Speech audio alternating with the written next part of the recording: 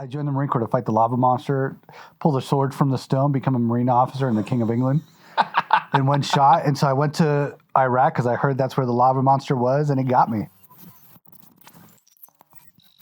Welcome back to Triple V. I'm your host, Ronnie Long, Marine Corps veteran, and I am sitting here with Juan Valdez from Wounded Warrior Project. There's only one. Only Juan. Only Juan Valdez. All right. And where are we at right now? We are at our D.C. office. We are in Washington, D.C. at the office for the Wounded Warrior Project. I really thank you for having us over here. Absolutely, man. I enjoyed having to do this. Yeah, this is awesome. I like how you said, I enjoy having to do this. Yeah, he gets to do this. We get to do this together. It's an opportunity. The funny thing is, him and me are kind of cousins. All right. We are both 5th Marines.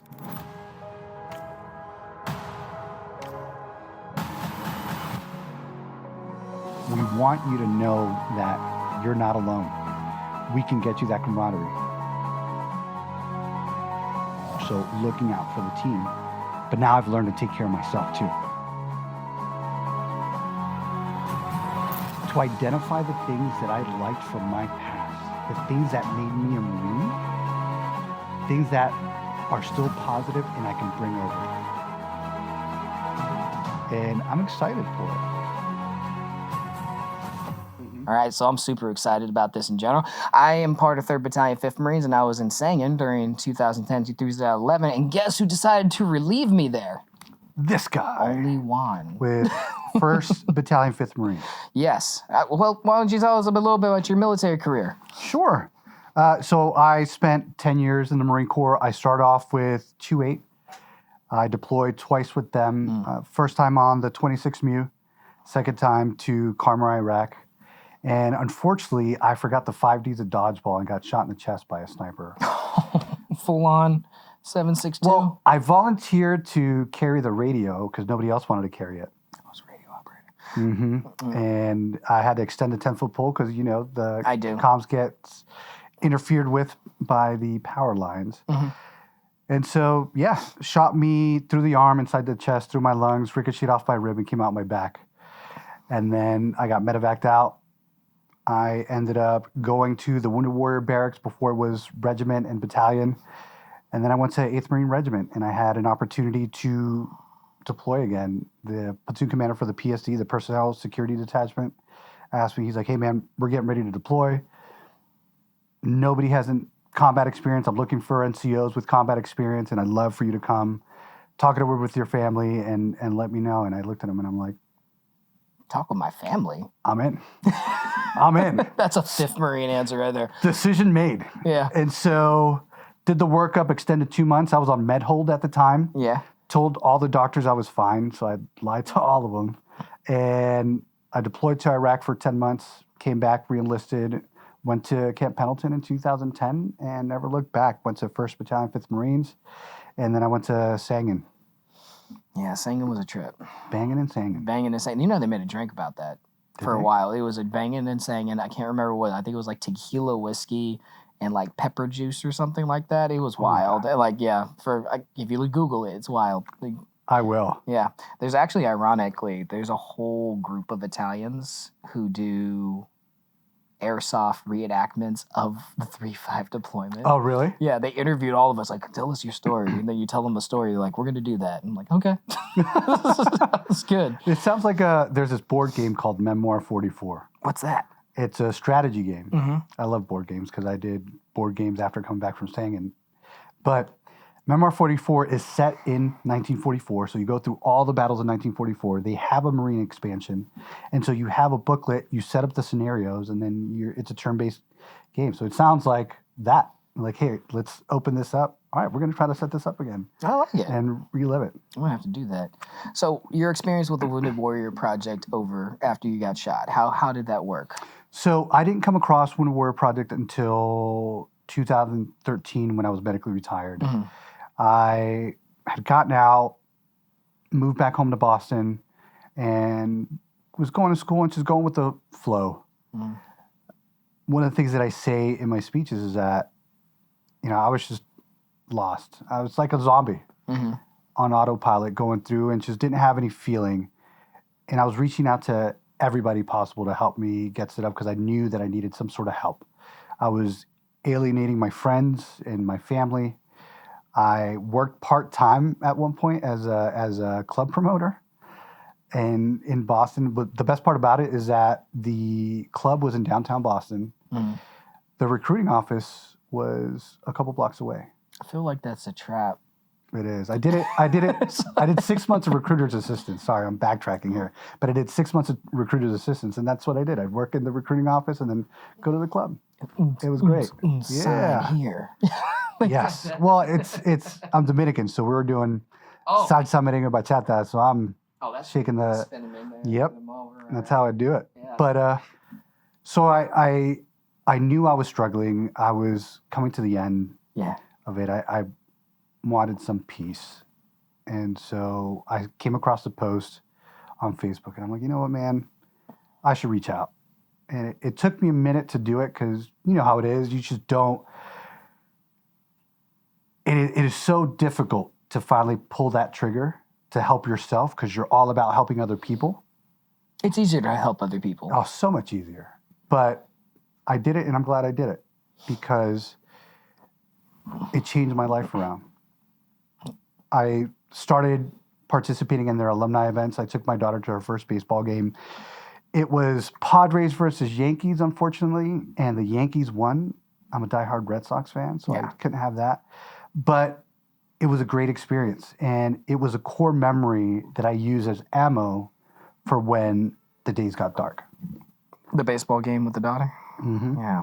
She was an infant still, and I could still see her face in that moment right now, you know. And then I started getting more and more involved. Mm. I wanted to get a job here. I realized as time progressed, the happiest moments of my life is after the Marine Corps is when I was working for a nonprofit or when I was volunteering for a nonprofit. And so I realized I need to go back to that. And I mean, I tried my hand at working in the legal field. Mm. I worked on the Hill for a year, and I realized my happiest place was working for a nonprofit. So that was my mission. And I made it finally. I'm celebrating 3 years here next Friday with Wounded Warrior Project. Very nice. So. Okay. Yeah, you talked about kind of being lost at sea, which I actually understand. And I've been talking to a lot of people throughout the country on this trip that I've been going on. And one of the things that's very common is like when you get out, you don't realize that weird feeling is coming. It's like the moment you get that DD-214 mm-hmm. and you are now a civilian, like it doesn't really hit you right away. Some people it's like, oh wow, I'm a civilian, right? Mm-hmm. And sometimes that feels good, sometimes it's terrifying. But mm-hmm. as time goes on, that feeling starts being a little bit overwhelming. Did you kind of go through that as well? Like how did it? Was it instantaneous for you, or did it come over a period of time? It came over a period of time, and it was a terrifying feeling, right? Because I grew up in the Marine Corps. I was 19 when I joined, and I got out. I was 29, and so I felt like Ricky Bobby. I didn't know what to do with my hands, right? And it was just a struggle, man. Those were some dark times. Mm. Those were some really dark times. And I've had dark times after that. But not having the camaraderie there, I mean, think about it. You wake up and you've got a roommate, or when I got out, I was a sergeant. I didn't have a roommate anymore. But you have a roommate, or you have the other Marines there, right? You're drinking on the weekends, or you're drinking at night after work, and you've got all the Marines there. You know where you're going to be for the next month because battalion has already tasked you down with everything. You got the battalion medal, and the companies are gearing things up, so everything is dictated. Mm-hmm. And you get out, and you just don't have that. So you have to build the structure. You have to build that community, and you get disappointed when you don't have that same brotherhood. Mm-hmm. I'll tell you, I joined a fraternity in undergrad, and I was the president of my pledge class, and then I lasted a semester because you're supposed to do, we're all brothers, you're supposed to do like an event for brotherhood or whatever. And I can't remember the specifics of it. I just remember the emotion in it where I'm looking at everybody and I'm like, this is not the brotherhood that I understand. Mm-hmm. This is something different and I don't like it. This is great for y'all, but it's not the brotherhood that I recognize. For me, it's like, you give me a call at 3 o'clock in the morning because you're drunk and don't know where you're at. I'm there. and you know, I did that with a buddy of mine and my ex-wife, God bless her. Like we got up at 2, 3 o'clock in the morning, went to, I think it was in Riverside. Oh. And we went to go find him. I asked him to drop a pin but that's what you did. Right? That is what you do. This is the brotherhood that you have. You're willing to go above and beyond for everybody else. And I don't know, it was missing. And I was mad about it. I drove 23 hours straight to go to my friend's wedding because he had no Marines showing up. I was like, because he lived all the way out there. I was like, on my way. Yeah. I was like, when's your wedding? It's like 6 days. I'm like, okay, can you get me an invite by then so I can get into the venue? It's like, yeah, all right. I'm leaving. I'm leaving after work. Yeah, so I drove out there, and that was a trip. That was my first time to Tennessee. So I'm like going to a place I've never been to, but it's because, I mean, you have to. Right. The brotherhood is huge, especially when you start realizing the high mortality rate of us afterwards and all that. So it's like, I'll show up to anyone's thing if it's a celebration. You having a baby, I'm going to your baby shower, I'm there for the christening, I'm there for your wedding. I don't care if it's a bat mitzvah and you decided you want to convert or whatever. I'll be there. I'll help you carry you on the chair thing. Yeah, I don't care. It is. Whatever it is. If you're happy and it's giving you some passion and peace and all that, I'll be there for it. And the thing is, too, whenever you go to visit, it's automatically a celebration. It is. Just being there. Yeah. You don't have to have a special event or anything. Just being there, it's like, we're having a party. It's old times, and you pick up where you left off. It doesn't even feel like time changed. The only thing that's changed is maybe the midsection. Yes. Unfortunately. You know, what's that old adage is like, not as lean, but still as mean or something like that. Yep. Still a U.S. Marine. I have a friend of mine made a sweatshirt like that for me she threw me a surprise retirement party. And she made this sweatshirt. It had like the sergeant chevrons on the side, and in the back it said, not as lean, not as mean, but still a Marine. Yeah. In the back. I'm like, you know what? We're as gaudy as cowboys sometimes. Like I was saying, I was where am I at right now? Annapolis? Yeah, I'm over there, right? And like we got there super late. We're going around, and it's a college town, which I didn't know. There's 2 colleges. I honestly didn't know what Annapolis was until I showed up last night, right? And I'm walking around. You see the sailors, you see the colleges, and they're all doing their party crap all over the place, right? It's a lively city. It's a beautiful city. Yeah. I didn't realize it is gorgeous, right? Oh, yeah. It looks like those little miniatures, and I just shrunk or something like that. And I'm like, cool. All right. I'm like in a little Hobby Lobby. That's cool. Yeah. But then in the morning, I'm walking around because I'm not paying whatever those prices were in my hotel for breakfast. I'm like, I'm just go out because Main Street's right here. Yeah. That's when I saw all the Marines because they're up early out, and we are wearing all our Marine Corps stuff, right? We got the Eagle Globe and Anchor. We got U.S. Marine on the hat. I'm just like, okay, these are my people. We're up early, and we're doing the things. And, it's a different kind of thing, but we recognize one another. You definitely recognize Marines outside of Marines. You're like, I see you. So I've framed it to people like this, where when a Marine meets another Marine, it's like 2 dogs meeting for the first time. They're like, you're a dog. I'm a dog. Yeah. Oh my God, we're dogs. Yeah. And then they're jumping around and they're playing around. And it's just like that. Every time I've met another Marine, it's like that. Literally one time when I moved to San Antonio, I had my dog at the dog park. There's a dog on the other side. My dog's checking it out because he was in a different apartment complex, and their dog park bridged up against ours. And I saw his shirt, and I'm like, you're a Marine. He's like, yeah. I'm like, what unit were you with? What unit were you with? And we just start getting all excited. And I come back in and I tell my ex-wife, I was like, I made a new friend today. And she's like, was he a Marine? Yes. Yeah. Of course. Yeah. It's way different.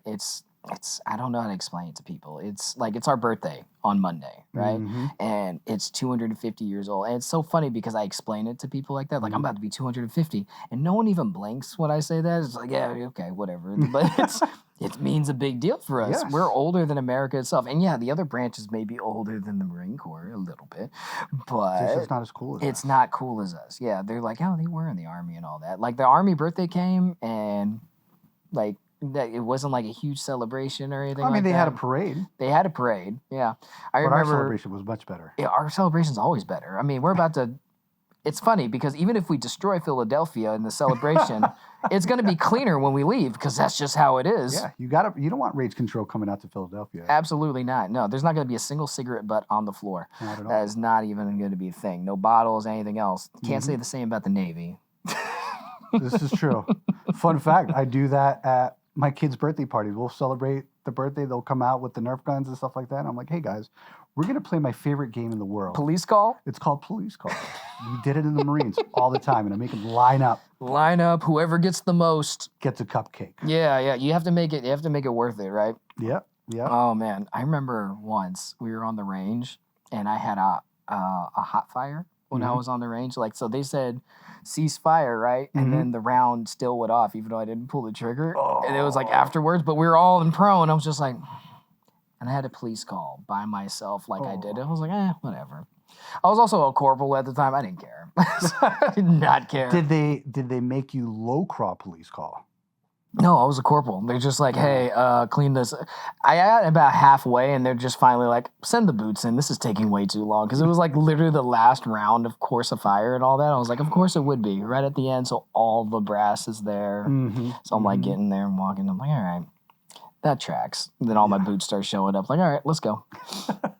He's like, I didn't pull the trigger. It just went off. Yeah. My finger was literally off the trigger. It went boom. I was like, that's a bad round. Imagine being a boot and that happening to you. Oh, I would have died. Well, it's a good thing you had your last will and testament already done. That's a good point. You remember writing that? They give you a little piece of paper, like, what do you have to give away? My Xbox 360 I want to give to, I don't know, my girlfriend, I guess. Sell it to GameStop. Yeah. You've never written a will out until you're in a smoke pit surrounded by everyone else with your little write and rain paper and just writing it there like, yep, this is everything I own. What are you doing? Who are you giving this to? What are you going to do? Because you don't know. I remember it was just such a wild time. It was. I couldn't believe that I was doing that. I was like, man, I'm really doing this. Mm-hmm. You know? And after that time, though, it was like, all right, this is just normal. Just another day in the neighborhood. Yeah. You know, and like you said, like we joined young. Yeah. Like I joined at 19 as well. Yeah. And I only stayed in for about 4 years. Every deployment, I got messed up. So it was like, I don't think I can raise a family this way. Like, it's like, if I do another deployment, what will happen next, right? And so you think about that. And it wasn't necessarily like, because I didn't know I was going to be a Marine until like, I was in the recruiter's office, right? And then when I was actually in and thinking about it, I was like, I didn't know whether I was going to stay in or not. And like, there is a comfort when it comes to it because, like you said, everything is already planned out and all that. And like, it may be complicated and it scares people and all that, but you don't realize the amount of stress that actually is removed because for the most part, the Marine Corps doesn't want you stressed. It wants you focused. It wants you mission focused, right? And what's different between the Marine Corps and other branches is that other branches, they tell you what needs to happen and how you need to do it. The Marine Corps is like, this is the mission. Figure it out. And that is what we're good at. We are very good at improvising and making solutions, right? Like I was telling someone earlier today, there's no such thing as can't in the Marine Corps. There is shouldn't. Doesn't mean it doesn't. It's a suggestion. It's a suggestion. It's all guidelines. Well, that's why when you go to 29 Palms. Oh, 29 Palms. When they give you the briefing, the biggest area is for rattlesnake bites is right here. And it's because we grab rattlesnakes. Yeah, it's a suggestion. Don't pick up the rattlesnakes. Oh, I appreciate your suggestion. Yeah. If I see a 8-foot long rattlesnake, I'm just saying, it's a pretty big one. I'm pretty sure I can catch it before it can bite me. It's like... Oh, I don't know about that. It's like you ever ate rattlesnake off the barbecue? It sounds delicious. You tell the Marine that they want to test it. Yes, absolutely. Absolutely. Like, I hear it tastes like chicken. I'm like, I mean, I remember seeing a rattlesnake in 29 Palms, and I'm like, what's up, little guy? Mm-hmm. I didn't see that. Just don't bite me. Yeah, you don't care, right? It's like, yeah.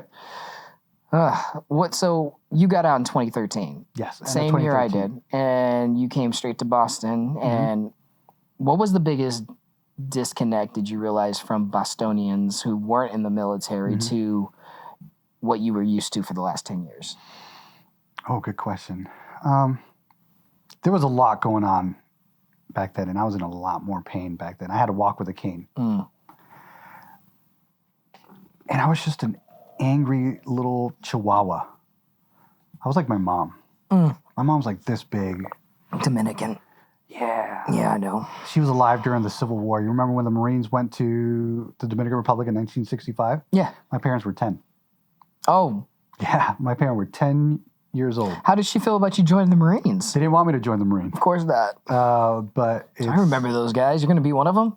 Yes, you asshole. Just kidding. No, they didn't want me to do it.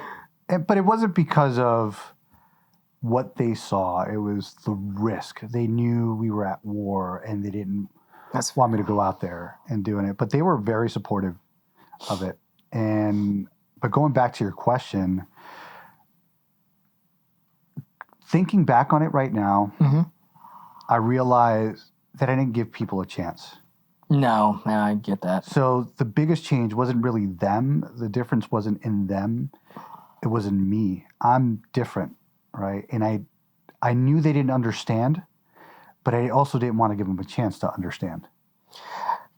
I understand what you're saying. And you're East Coast yourself, mm-hmm. right? And so there's a liveliness with the East Coast that's way different from the West Coast. It's like if you're not on pace with me, then it's different. I can imagine adding a little bit of USMC on top of that. Oh, yeah. It's like either understand me or just get out of my way, right? Yeah. And that's probably what it was for you, right? Yeah. I know for me, it was just difficult for me to understand because the West Coast is... more laid back. It's laid back. And East Coast, I like to say, is kind, but they're not nice. Mm-hmm. You know what I mean? So, mm-hmm. like, they'll straight up they'll cuss you out the whole time while helping you change your tire. Yep. Right? Everyone on the West Coast, they like saying, I'm sending you positive vibes. Right? Hopes and prayers and all that, yep, but they're going to move on with their stuff, right? Yep, yep. They're very kind. They're very nice people over there, but they will walk all over you mm-hmm. if it's going to help their overall benefit. Yeah. And as a Marine, when you're going over and you're used to that brotherhood that you're talking about, right? Like I can absolutely hate the guy next to me, like hate his face, hate the way he talks, right? He annoys the crap out of me, all that stuff, right? But no one's allowed to harm that guy. Yeah. You know what I mean? Oh yeah. You know exactly what I mean. Like, yeah, no one's allowed to mess with him because he's still my brother. Can I give you an example? Yes. One dude, I met him in ITB. Now, full disclosure, I joined the Marine Corps, and after boot camp, I was like, man, I don't want to be infantry anymore. Yeah. You know, and so the first sergeant at ITB, who later went on to 2-8, he was like, oh, if you don't want to do this, we'll lat move you and whatever. So me and this other Dominican dude volunteered, and he just embarrassed us in front of the entire company on our first field op. What did he do? He just brought us in front of everybody and was like, these Marines want to like get out of the infantry or whatever, some shit like that. He put you on blast. Put the spotlight on you. Oh yeah, it was bad. And so it was like I had to just fight people, right? Like you had to argue and show that you're not going to get walked over, right? Like, yeah, I wanted to do something different. Side note, I'm glad I didn't do something else because I don't see myself doing anything else in the Marine Corps now at this stage. But anyway, there's this one dude, I'm not going to say his name, but he kept going for a while. We ended up going to the same unit. I remember going to Fallujah. We were in Camp South going to the chow hall, and I saw him in the chow hall line. And I was like, what's up, bro? You want to go? Like, we're like, none of my NCOs are around. Let's go outside. Yeah. You know, and he would never do it. And every time I saw him... There's no rank. Yeah, exactly. Well, we were both PFCs at the time. No, he was a Lance Corporal. I was a PFC because I had gotten NJP'd. Okay. And every time we saw each other, it was like, I'm like, bro, you want to go? Mm-hmm. Fast forward to 2009. Okay. He's in my platoon now in the PSD. To make matters worse, I ended up going on an embedded training team towards the end of that deployment. Mm-hmm. And he was on that embedded training team with me. So there were 4 of us, and he was one of them. And I'm like, dude, now I'm like, I got to deal with this guy. I got to accept him. And it was that mentality. If anybody's going to beat him up, it's going to be me. Yeah, damn right. And so I would shield him that same way, and he would get on my last nerves, man. Good, he's a good dude, but he would just irritate the shit out of me. Sometimes you just don't measure up with like the personalities clash or ways of thinking clash, right? There's some overall things. It's like, yeah, I get it. Yeah, and now I'm not part of a big team, but I apply the same concept. If you're in my team, like I was in the grassroots team before I went to Warriors Speak, and that's my team. I'm going to do everything I can to shield my team from anything, and it's a habit that I'm glad I kept. Energy, passion. All right, I'm over here with I'm over here with the Wounded Warrior Project. I want to thank Spec Ops Water for going ahead and supporting the mission that we have. Every can, 25 cents of it, goes to veteran nonprofits, but this is the water that's going to be good for your first responders, for your veterans, for all your guys who are in the law enforcement, overseas, all that. It's great. Remember, we love to hydrate and we want to change our socks. So make sure you guys are drinking your water, hydrating as much as possible, and, for your upper NCOs and all that, make sure you are force hydrating your boots because this is probably the best way to do it. That's some good shit. Mm-hmm. That is some good shit. All right. Thank you, guys. You want to hear something funny about first sergeants? I actually had my boot camp first sergeant show up because he had a lat move. He showed up in Sangin. And then I remember meeting him, and I remember I met him in boot camp because I wasn't married to my wife at the time, and I needed to send my money for my newborn baby. Yeah. So I had to talk to him, plead my case and all that, right? And he's like trying to be a dick, but at the same time kind of understands, right? And then we finally got to the thing, and he was like, most of you guys are going to Afghanistan when we come out, right? All of a sudden I see him in Afghanistan. I'm a private. I'm not even a PFC, right? I see him while we're loading the COC. I was like, well, first sergeant, I don't know if you remember, but I was part of golf company in boot camp. He was like, holy shit. I do remember you. Cool. Then we're in a firefight later, and I found out he was an MP, so it was like he wasn't like a running and gunning, but he lat moved and he's doing the first sergeant with whoever the officer was, and we're in a firefight. And I remember he was like, "What do we do?" I was like, "You just stay there. I got this. We're good. I'm calling up the fire." So, you don't do anything. Just shoot wherever I tell you to shoot. My life is keeping you alive at this point in time, so don't get shot because then I have to do a whole different radio raid. I am the bus driver. You're just a tourist. You're just here to get your car. That's what you're here for. Yep. We're gonna get you a car. We're not gonna get you a Purple Heart. Yeah, right. So let's make it work. If you're unlucky, you get the Purple Heart. Yeah. Especially in Sangin. I watched Battle for Bomb Alley with my Marines on Netflix before he deployed. Yeah. That was about you guys. That's called what? Battle for Bomb Alley. There's a documentary on Netflix. Is it still on there? I don't know. Oh, because Netflix, they don't get rid of their own stuff. Was it a Netflix documentary? I think it was a Netflix documentary. So it should still be on there. Yeah. Should be. But Battle for Bomb Alley. But that was further south because I was up at Inc. That was my favorite deployment. It was mine as well. Which is such a weird thing to think about, right? Because Sangin itself was my first deployment. Oh, really? That was my standard for deployments, right? And when I was explaining this, when you're in a combat deployment, it's the first time the dogs get unleashed, right? Yeah. And it's like the first time the Marine Corps fully trusts you to do your shit. You know what I mean? It's like, yeah, this is your opportunity to be Marines, right? Like, this is the mission, make it happen. Yeah. And so being in Sangin and then that's like one of the first places I actually felt like, oh, I actually know what I'm doing in life. Yeah, I'm good at this. Yeah, I'm good at this. What's my entire purpose? Make sure that everyone gets home and fuck around when we get back to base. Yeah. sleep every once in a while. That was my last deployment, and I had decided that I'm going to do everything to bring the Marines back. So I was reckless as shit. I was investigating IEDs with a knife. Oh my gosh, EOD. Because I'm like, because the other platoons were getting hit a lot more than we were, especially further south. Yeah, you were Inkerman, so you were like more in the kinetic. Yeah. It was a lot more kinetic, thank God. But I also would use myself as bait. I tried that one time because radios didn't work, right? Yeah. And then there was one time I was like, I got an idea. You can leave me in this compound. I'll set up the radio that way because the 143s, the black little Motorola ones, they worked really well. Yep. But like we were having trouble with the green ones. I was like, I'll just set me up. Like I got a grenade to blow up everything if we get caught and all that. And then you can leave another guy here. You guys move forward. And I could see it on my lieutenant's face. Two things. One, he was really thinking about it. Number two, my radio operator is out of his fucking mind. Yeah. He's completely cool with being left behind here. He's like, because it was a full on like 2-second pause. He's like, and I saw everything. It's wild. All right. I hate to do it to you. Got a coin? Nope. I don't drink though, so coffee will be good.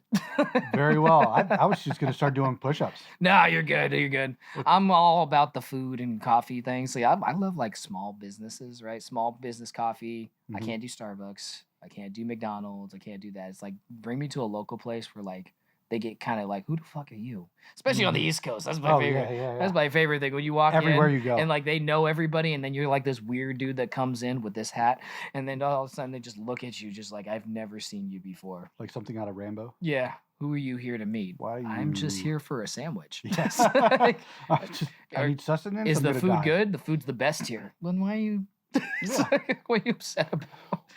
I'm confused what's happening here. Do you like money? I want to partake in your sustenance here, so please provide me some. I have cash. Yeah, there's some good places, and that's what's my favorite thing about like road tripping around America. Like you get to see a lot of different places, and every once in a while you'll see our cult symbol, right? And you're just like, who's the Marine here? And you investigate. Yeah, and then for some reason you don't pay for food.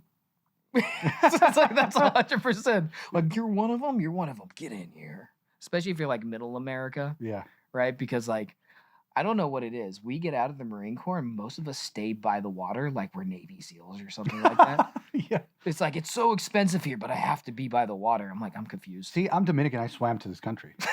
So I came to this country on the backs of majestic dolphins. See, I'm Puerto Rican. I got to look on the boat like, hey, there he is. You got this. I was actually deported from the Dominican Republic at the age of 4 because I wasn't playing like a major leaguer. Oh, yeah. Like, you weren't playing baseball correctly? Yeah, exactly. I didn't play like A-Rod at the age of 4. So they're like, listen, kid, you're messing with our major export. You got to go. You know what sucks for me? I'm Rican and I cannot play a sport that has a ball. I can't do it. I am terrible. So. It's like I'm terrible at anything that has a ball. If it's football, I can't catch, so I'm always running back. Because I could run. I could run and juke all day, but I cannot catch, right? I could run really fast, and then I'm not catching it, right? When it came to baseball, like, I need to be close. Like, shortstop is cool, right? It needs to, like, roll to me. But if I'm hitting it with the bat, it's going 2 places. Either a home run or it's going right for the pitcher every single time. There's no in between. So you can see the pitcher. He's like, do I need my collarbone? For me, I love baseball. Yeah. But I was so bad at it growing up. Yeah. So bad. My son is a lot better, thank goodness. Good.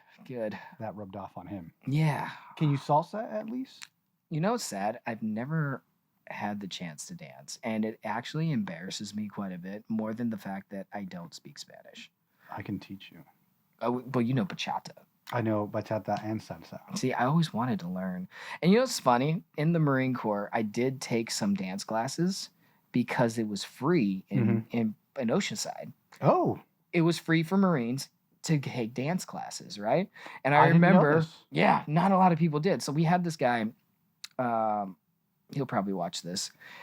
I'm mad at him now because he works for the IRS. But that's okay. But he just came over one day. I got injured pretty badly in Sangin, right? And he came back. He used to make me run before we did our morning run. because my leg was all messed up. He made me run before we did our morning run, and then after we got off until my leg was back normal. It made me fall in love with running, right? And then he was like, hey, I heard there's free dancing in Oceanside. I was like, okay. He was like, I want you to think, like, we could do it. It'd be good for your leg and all that. But at the same time, free. I'm like, I don't even care what it is. I'll go, right? I like the math. Yeah, so it was like, I went there. I learned how to do, what's the one that's like bullfighting? That's Tango. Like, not tango. Paso doble. Okay, I don't Paso know doble, yeah, like it's like bullfighting and all that. It was actually fun.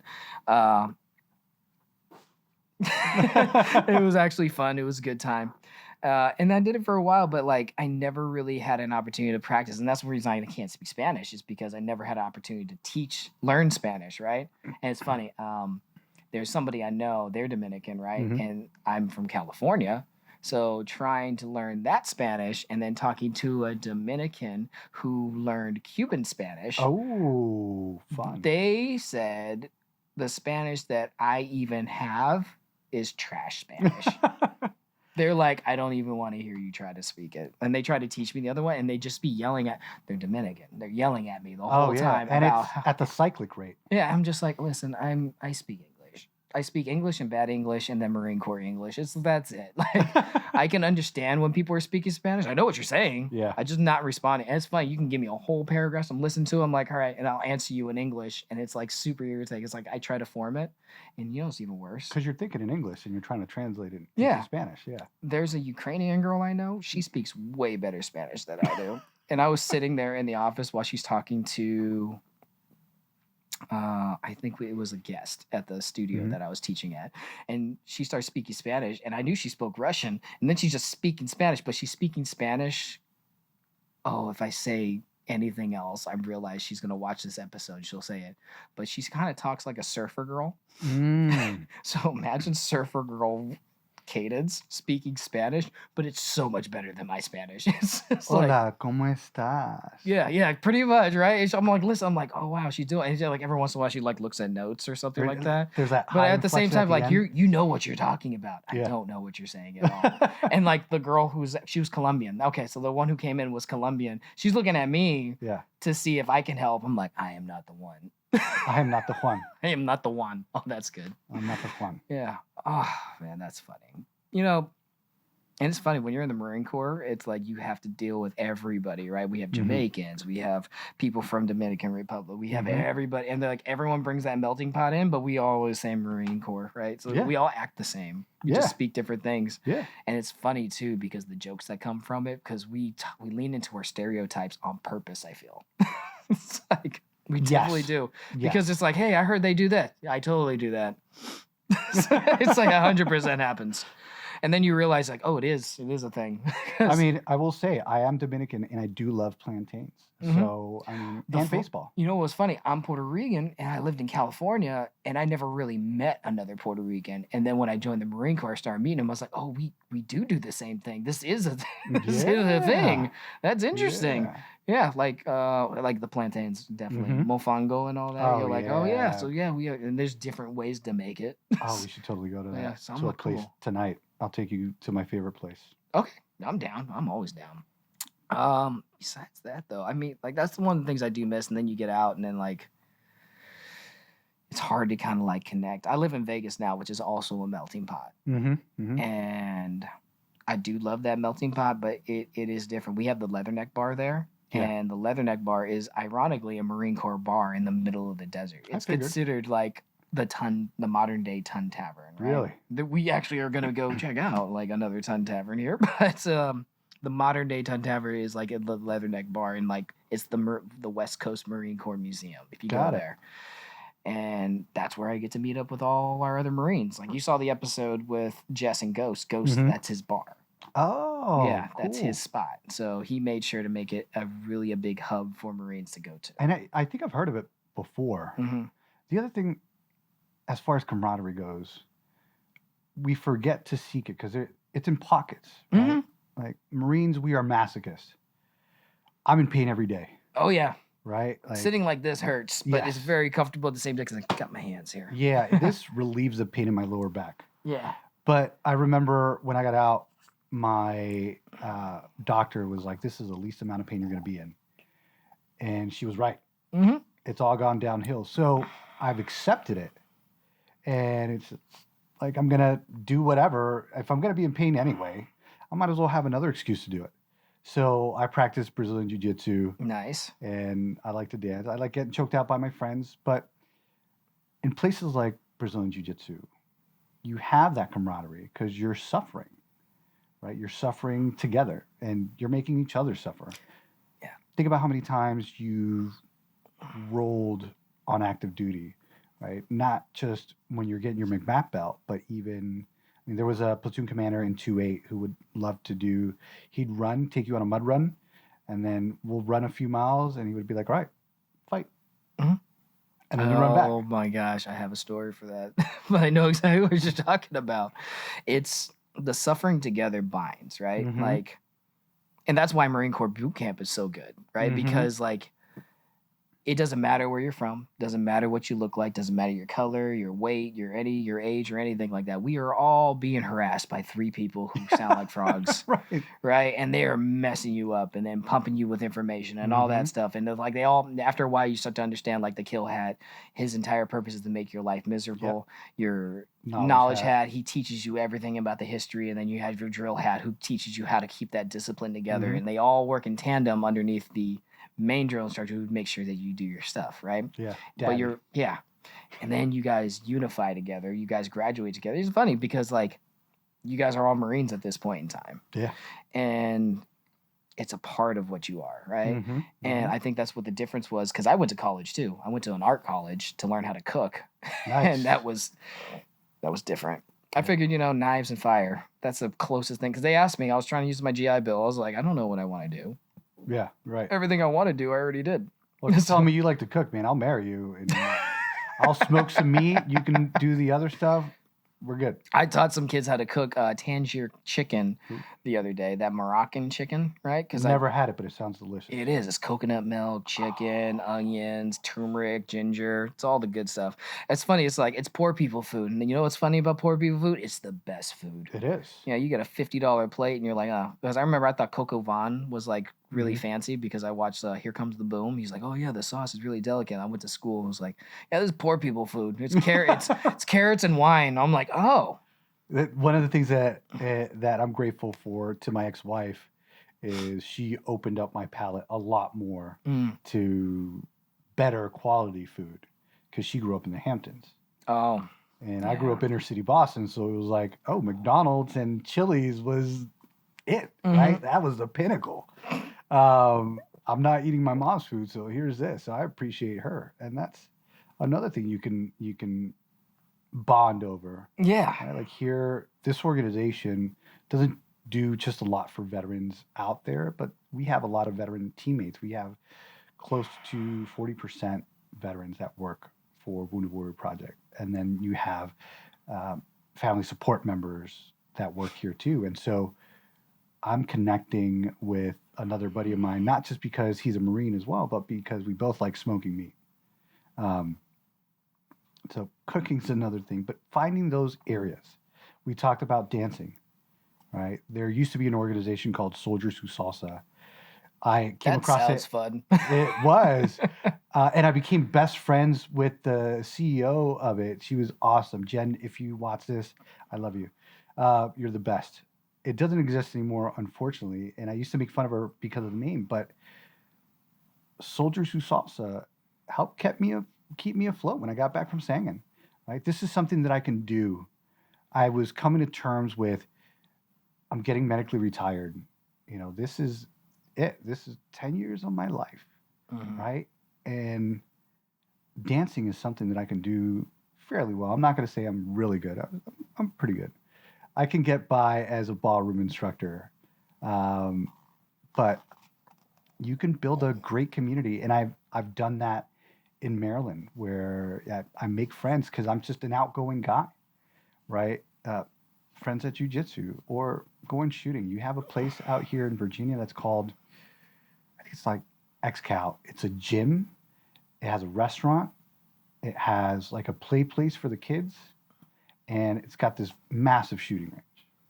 I have a friend trying to start a nonprofit. He has like a bunch of stuff not given to him, but working on that over in Guatemala. And he's opening it up for like veterans like us and all that. So you go there, you have your jiu-jitsu, you have your yoga, you have your restaurant to cook, you have all those things. So it's like, let's fight away from that, because you're right. It doesn't necessarily mean like this is the only way. One of the problems is we all get pumped up with medication. We go talk to the therapist.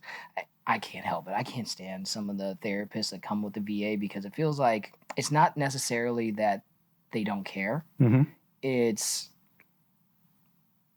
like I'm talking to a wall sometimes, right? And it feels like they say the same things over and over again, which, to be fair, they went to school for this and all that, right? It's like they know what they're hearing. And they probably haven't heard anything new either, right? So it's like they know what's going on. They know they don't know what's going on in here. Yeah. Like I could try to explain it. Yeah, right. But I can't figure out a way to channel it. And being from the deployment that you and I went on, it's really hard to explain that to somebody who has no experience. Like if I'm talking to an admin Air Force person that's now a therapist, I get that we both wore the uniform. But it's different. It's different. Experiences may vary. Yeah, experiences may vary. I mean, 3% of people are actually in the infantry. Right. 3%. And we're in the Marine Corps, which is the smallest branch, right? So 3% of the smallest branch that gets the least amount of money. And then we went to a deployment that is so legendary that people freaking reenact it to this day, right? I still meet other Marines who know that I'm a Dark Horse Marine from that deployment, and they're just like, I didn't even know that I was gonna meet somebody like you right now. And then they all want to know about it. I'm like, what do you want to know? Yeah. Like, oh, I almost said something. There was dead corn and a chicken. And so yeah. Our fun was with camel spiders. Oh, those things. Evil It's funny. They're in Las Vegas, but they're not mean. Really? No, they're skittish as hell. They're on meth. I think so. But I think fentanyl is a thing they have nowadays. Yeah, that's what they're on. The ones in Afghanistan, they must have been trained by the Taliban. Yeah. But what is the Wounded Warrior Project like? How do veterans get involved? Like, do they have to be injured to be involved with it? So we've done a really big push. Yes. To include more veterans into the organization. Here's why. Our mission now with our new CEO is to end veteran suicide. And everybody's in lockstep, right? Because we care so much about that. And so now we want to meet you before you get out. So we're making it easier for you to register. Recently we rolled out with using ID.me to register. So that way, if you're a veteran, you've got your DD 214, so automatic gets approved. And we're working on the same thing for active duty service members. We want you to know that you're not alone. We can get you that camaraderie, right? I've done baby goat yoga through Wounded Warrior Project. I told my friend to do that. It was fun. He didn't understand why. I was like, because he's the guy I went to the wedding for, right? Yeah. We talked a lot. He was like, I just don't feel like I have the same purpose anymore, right? He does data science and all that stuff, right? He has the family and all that. He's like, I just feel stagnant. I was like, all right, well, let me go on Eventbrite. And I found out, I was like, all right, you can do two things. You can really learn how to reach your congregation at the pulpit, or you can do goat yoga. He's like, why would I do goat yoga? I was like, the fact that you said that, you should do goat yoga. Exactly. And the baby goats were very polite. None of them peed or pooped on me. Right. They kept on trying to eat my clothing, which was humanly inappropriate. But, it was a great experience. And you know what? There was a veteran there. It's his wife's farm. He's a Marine as well. I think he was human or something. But he was struggling. And my teammate was like, hey, gave me a little bit of background. I'm like, all right, sure. So I'm obviously going to go say what's up. Of course. To another Marine. And I start talking to him. And he starts letting things out. And I'm like, hey, man, well, here's my card. Let's get you registered and try some stuff out, right? It's not just this. So we have the connection events is what we call them. So baby goat yoga, rage rooms, glass blowing, that first baseball game that I took my daughter to. And the point of those is to get you out of the house and get you connected to a community. it's like this organization read the book Tribe by Sebastian Junger, and we're tracking on that. You need that community, you need that camaraderie. So we do that for that, and also introduce you to some new hobbies that you didn't know you liked, right? It's not limited to the things that I've already listed.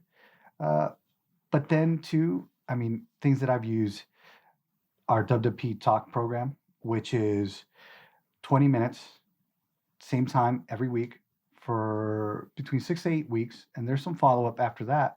But it's someone's there to listen to you and help you create a smart goal, right? So you can accomplish the things and get you back into that habit of getting things done and getting yourself organized and creating that structure. Yeah. You know, we have Project Odyssey, which is a venture-based mental health retreat. I'm working on getting them to do a jiu-jitsu theme one. They've done it in the past, and it was very popular, so we're trying to bring it back. And then there's also the Warrior Care Network, which is a partnership between us and 4 learning hospitals around the country. I'm going to leave my favorite for last. Okay. But you've got Emory in Georgia, you've got Rush in Chicago, you have UCLA with Operation Mend, and then you have home base in Boston. And it's my favorite because 1, I grew up there, but 2, my mom worked for Mass General Hospital as a janitor for several years just to help us get by. And then it's the Red Sox Foundation. And they're like, you know what, we care enough about veterans to do this. Yeah. And I went through that this past February, and it was eye-opening, man. I could look myself in the mirror, right? I was able to identify the things that I liked from my past, the things that made me a Marine, things that are still positive and I can bring over. So looking out for the team. But now I've learned to take care of myself too, right? So these programs are there, but what else helps you keep moving forward? You need a job. You got to feed your family. You got to feed yourself. So we have a Warriors to Work program to help you review your resume, get prepared for your interview, find a job, right? I got a buddy of mine who his company is losing contracts, and they work for the federal or they have contracts with the federal government. And after this new year, they've been losing more and more contracts, and he was getting concerned. So I got him connected to Warriors to Work, and they're working on him, helping him find another job and helping him feel ready for that interview. Other things that I've done, one of my favorite programs is our grassroots program. And I came from the grassroots team. And one of the things that we do, we have 2 major fly-ins that we host every year. The next one is going to be coming up at the end of February. And we're flying in 125 veterans from around the country. We select the legislation, but it is based off of the responses to the Warrior Survey. So if you haven't done that, please do. And what most people don't know is that Warrior Survey doesn't just influence our programs, what programs we offer, how we're offering them. It also helps us identify other nonprofits in the area so that we can provide you, or so they can provide you with services. But also it influences our legislative priorities, right? So we select from that. We also speak with all the other programs in the organization to hear what the biggest complaints are, what the struggles are, because we want to have our fingers as close to the pulse as possible. Yes. And so we fly you in, we train you on how the legislative process works, what the legislation is. You've already come across it before, you've read it, and now we have the SMEs in the room, the subject matter experts. These are the teammates who are working on these bills or engaging with the members so that they can give you everything so you can become intimately familiar with the legislation. And then we're sending you off in a team to go lobby on the Hill for a couple days. That's really cool. Yeah, that's awesome. And then we also have our Women Warriors Initiative, which is a series of in-person roundtable discussions and focus groups that ends up getting compiled every 2 years now into a report. And then around September timeframe, second week of September, we fly in 75 women veterans.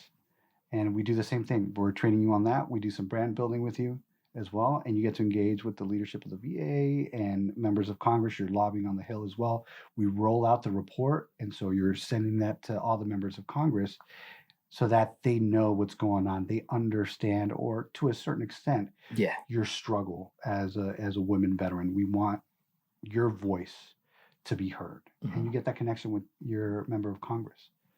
But it's not just limited to that. One of the things that I've done as well, I weighed 200 pounds, which might not sound a lot to a lot of people, but when I joined the Marine Corps, I was $117. Whoa. Yeah. And when I volunteered to carry the radio, I was like maybe $140. So getting to 200 pounds was awful. I realized I was very unhappy. And so I reached out to our physical health and wellness program, participated in one of their coaching events. It's a 3-day event, and they teach you about nutrition and physical wellness. And what it did really is it changed my perspective on nutrition. I'm eating a lot healthier, although I still love McDonald's because that was my treat growing up, right? There's the nostalgia. But I can easily whip something up. I need protein and something else, like some veggies, some fruit, stuff like that. I'm all about the fat, then protein, then a little bit of carbs, and all those vitamins and minerals or whatever, however I can get those, right? Everything in between. And it got me more active. I left there with a workout plan that they helped me create. Moving on, we've got our independence programs. So that's for our more severely wounded veterans. If you've got a moderate to severe TBI, if you have a neurological disorder, if you're an amputee, you register with the IP program, you get a counselor. They look at what is offered for you at the federal level, state level, and everything in between. And then we try to fill in the gap as much as we can. And another big program too is we have the benefits team. So I had one of my neighbors, actually, he's an Army guy, was at Fort Meade, and he approached me one day and he's like, dude, I'm struggling. I'm getting out soon and I don't know what to do. I'm nervous about not getting a high enough rating. I'm worried about not having a job and all this other stuff. So I got him registered. He's at 70%. Actually, he swung by my house last week with his daughter just to say thank you. That's awesome. Yeah, we've helped him get a job and we gave him hope. Right? That's what Wounded Warrior Project has done for me. It's given me hope. It's helped me remember who I am. I did cool things, not just the baby goat yoga stuff, but I also did Soldier Ride, where we host all over the country. I did it in New York City. And that was a reminder that I can still do hard things. I can still do cool stuff despite the pain and whatever impediments I thought I had at the time. It helped me become me again.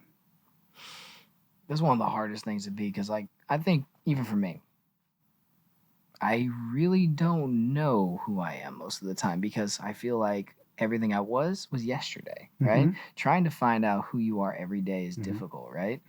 And that's awesome that you guys are giving them hope because hope is one of those things. It's an ingredient to make you want to keep going. Yeah. And a lot of us lose that because we lose the purpose, we lose the brotherhood, we lose the hope. Once the hope is gone, it's a ticking time clock right now. And then we have to figure out what makes them want to keep going. And what sounds like the Wounded Warrior Project is finding ways to do that. How do nonprofits get involved with the Wounded Warrior Project? Do you guys seek them out or can they apply and try to show you guys, pitch their stuff to you? So they could reach out to us. They could reach out to the Resource Center, right? That holds all of our resources. We vet every nonprofit that comes in just to make sure that the Warriors aren't going to be taken advantage of. We also have an internal system for recommendations. So if I'm always doing outreach, always, because I believe in the mission. And so I come back with business cards, and after talking with these people, I'm like, all right, I reach out to the Resource Center. I submit all the form online. I give them the point of contact. They'll vet it and do that. What a lot of people don't know is that we don't just provide services and connect you. We also offer grants. So we have 2 grant cycles, and there's an internal system as well. It's through invitation only, but there's a system for teammates to say, hey, either I've been through this or a warrior recommended this to us. Here it is. And the community partnerships and investment team reaches out and does an interview and they'll decide whether to invite you or not. But yeah, we have two grant cycles every year. That's fantastic. Yeah. You said you also help out with other things. For me, you can watch me disappear from an IED and then come back, right? Right. You know what I don't have? What? Purple Heart. Really? It says in my freaking medical records, I took a IED, right? I have TBI from it. I get my disability from it. Mm-hmm. I don't have a Purple Heart. Let's talk offline. Yeah, we're definitely gonna have to talk offline. Yeah, because I want my parking space. I heard that the pancakes I get regardless on Veterans Day, but I was really like big on that. I was like, I want my pancakes, right? Yeah. I don't even like pancakes, but I want free ones. Right. But yeah, it's just one of those weird things, and like, it's awesome that there's institutions that assist in those things, right? And like, it's funny because like I didn't call up the 9 line for myself or something like that. It was something along those lines. And then remember when I was going for my rating, I was like, oh, well, watch this. I'm going to type it in. Because he's like, are you sure? Like, how did you get the TBI? I was like, well, the migraines are from this right here. He's like, there I am. What grade TBI did you get? What rating? Yeah, what grade? Did you get like a grade 3 concussion from it, or? I think so. The thing is, I didn't leave. I remember I had the hazy double vision and like the throwing up and the migraines, but I didn't want to leave. And you understand this because you had to leave, right? I mean, I had no choice. I was dying. You're aerodynamic, but you can't stay from that. For me, like, I remember I used to double vision and everything like that. But I was like, I can still operate. I can't eat because every time I put some food in my mouth, it's instantly throwing up, right? And I remember once the day after, because I was on patrol and I was down the prone and I can feel my head starting to fade away. I was like, I need to stay up. And I was doing the hand sanitizer thing. Yeah. I still do it. I'm up. I'm ready. I'm ready, right? And then, like, I remember Corporal Santi, who is from San Juan, by the way. He's coming up. What the fuck are you? I'm like, I also got blowed up at that IED. And he was like, if you're fucked up, you're staying back. It was a one time I came back and I had to stay back in the COC. I was there for a minute and they came back in and was like, you want to go on patrol? Yeah, I want to go on patrol. And I just didn't want to leave, right? And that might have screwed me over because I never wanted to leave combat. But I didn't want to because, like, if I was on the radio, they can do their job. And I know I'm safe because they're doing their job, which means if I'm doing my job, they're safe, which is a very hard thing to explain to people who have not been in combat. When you watch your friends die, when you watch them get hurt, you have all that stuff, and you realize you have something that could keep more of them coming home, you don't want to leave.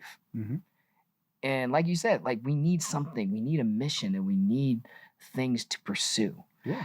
And me being there gave them hope, I would hope, right? And then from them being there, I was able to feel safe. I always say this. I've never felt safer than I did in staying in Afghanistan, which is a wild thing to say. I've never slept better, except for that cot, or one time a whole bunch of piled up poppies.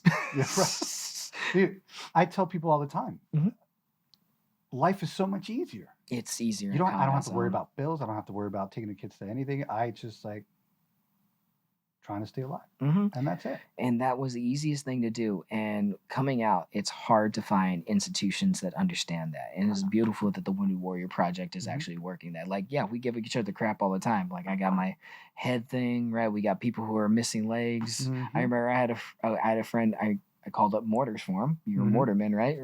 I had to call up mortars because he was in an L-shaped ambush after he got crushed by one of the walls that got taken down from my IED, right? Crushed his legs and his arm. And I never talked to him after that, but I heard some things that he would say to people. He was like, I lost my legs and my arm, but you know it's still working? He's got 3 kids right now. You can guess. You can ask him. That's always going to work. Yeah, he's like, I have no reason to be upset. I don't have to buy shoes. Yeah. But yeah, it's one of those wonderful things that only people who've been there understand, right? And it's wonderful that institutions like Wounded Warrior Project is connecting people with other things. You don't have to be wounded. There's other things that go on because the lack of connection, the lack of purpose, the lack of hope needs to be a connection as well, because that is a kind of a moral injury that needs to be helped. Yeah. And, people need to realize that it's okay to struggle. I will admit I'm not friends with my ex-wife, and I should be, but I owe that woman a lot, right? And and I'm bringing her up because what people don't know is we don't just take care of the warrior. Mm-mm. It's a family support member too, right? So your family support member will get support. Like you can go to a couples Project Odyssey if you're having issues. You can go. They have caregivers support groups. We have our peer support groups, right, that are ran by warriors. There are some for the caregivers as well because it is difficult. I mean, looking back at it now, I owe her so much for getting me through those times. Mm-hmm. She was always telling me like, go get help, and I don't think towards the end I appreciated her, and I really don't feel like I've appreciated her in the last couple of years. But she did a lot, and I wish she'd gotten some of that support. I don't know that things would have been different, but I think she needed it. Mm-hmm. And she was part of my fire team, and that was my responsibility. And us now as men and women outside of the military, our mission changes, our fire team changes. It's now your family. It's providing for them as the new mission, and reach out to the organizations that are going to help keep you going through that. Everybody. Like you've got kids. You can go to a family Project Odyssey with your kids to help with communication and all this other stuff. I wish I would have taken more advantage of more programs earlier on, but better late than sorry. Yeah. Everything happens for a reason. I agree. And to your point, right, you don't know who you are, and that's okay. I don't know who I'm going to be, but I know what I like about myself. And I brought that with me, right? Mm-hmm. Now I'm still figuring out who I'm going to become, who I'm going to grow up to be, right? And I'm excited for it. Good. I'm excited for it. Excitement is what's going to keep us going. Yeah, amen. Thank you for your time. This has actually been fantastic. How can people find you? Easy day. You can find me on LinkedIn. You can find me on social media at Not the Coffee Man Actual. And you can find me at Wounded Warrior Project. Don't hesitate to register. You can download the My WWP app.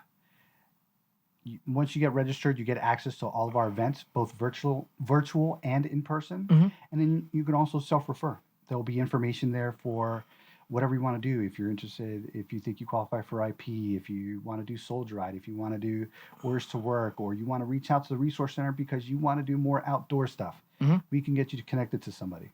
Fantastic. Awesome. Well, Semper Fi, brother. Kill. Rah.